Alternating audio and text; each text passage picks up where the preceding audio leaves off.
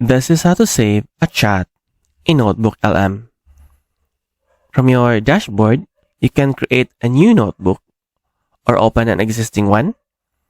We'll open an existing one. Then you can type a question, or you can use this pre-made questions right here. So let's say this one.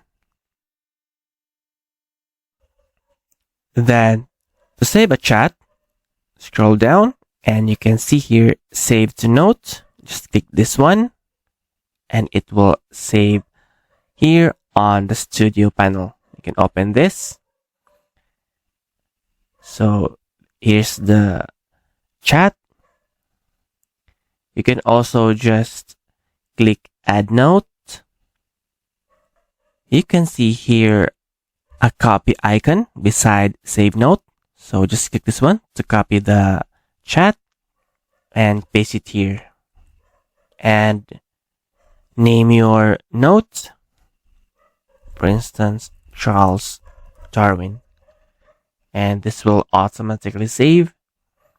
And here your chat has been saved.